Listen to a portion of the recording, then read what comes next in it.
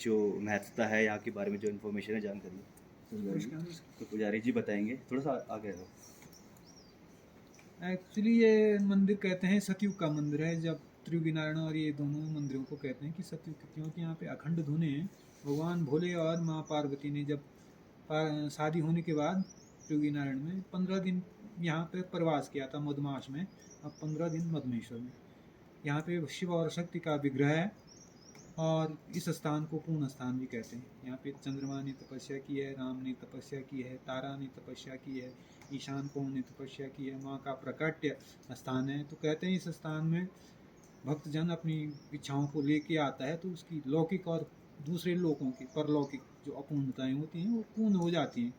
और भगवान कहते हैं कि सारे उत्तराखंड में, क्या पूरे भारतवर्ष में एक ही यही स्थान है जहाँ साकार और पूर्ण रूप में भगवान की मुख्य पूजा होती है दोनों की। तो इस स्थान को इसलिए पूर्ण स्थान कहते हैं। बहुत सारे आदिकाल में बहुत सारे लोगों जिनके जीवन में अपूर्णताएं थी, उन्होंने अपनी पूर्णता को पाने के लिए यहाँ पे भगवती और भगवान का एक साथ उनसे आग्रह किया, प्रार्थनाएं की, तप किया, जप किया। और हमेशा ये स्थान ऐसा रहा है कि ये पूर्ण स्थान रहा है। सदियों से कहते हैं कि सतयुग का स्थान है। भगवान राम ने जब वो हार रहे थे रावण से, तो यहाँ पे आके सीता को पाने के लिए 7वें दिन उन्होंने तपस्या की और जो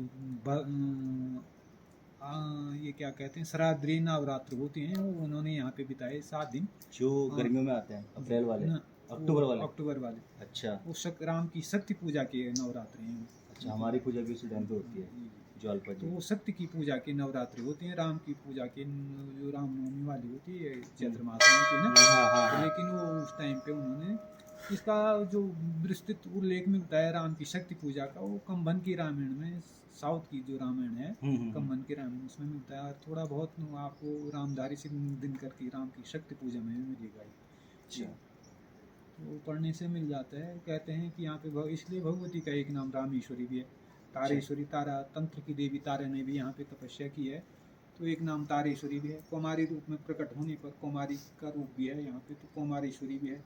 पूर्णेश्वरी पूर्ण रूप में है दोनों शिव और शक्ति, तो पूर्णेश्वरी भी नाम है। अच्छा, वैसे यहाँ पे अभी राकेश्वरी है। अभी तो राकेश्वरी नाम का प्रचलन, चंद्रमा ने जो उनको 6 रोग हुआ था उसको पूर्ण करने के लिए, अपनी कलाओं को वापस पाने के लिए भगवान भोले और पार्वती का एक साथ अन्वय विनय किया था। तो इसलिए उन्होंने भगवान भोलेनाथ ने उनको उठा करके अपने सर पे रख दिया और 15 दिन उनकी कलाएं वापस आ गई। 15 दिन घट तो मध्यमेश्वर नाम मधमाश करना आए थे इसलिए पड़ा।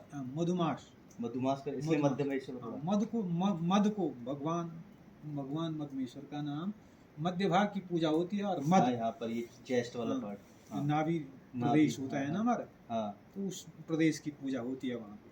अच्छा। और मद का मतलब होता है जो हमारा अहंकार होता है उसको नाश करने वाला, जो महेश्वर उसका जो नाश कर देता है, उसको पूर्ण मिटा देता है, उसको कहते हैं मधमेश्वर। चाहे हमारे जीवन में किसी भी प्रकार की मद हो, मद का मतलब होता है अहंकार, चाहे धन का हो, चाहे पद का हो, चाहे ज्ञान का हो, हमारे जीवन में जो भी अहंकार होते हैं उसको नाश करने वाले, उसको मिटाने वाले को मधमेश्वर कहते हैं। इसलिए भगवान का नाम एक मधमेश्वर इस रूप में भी है।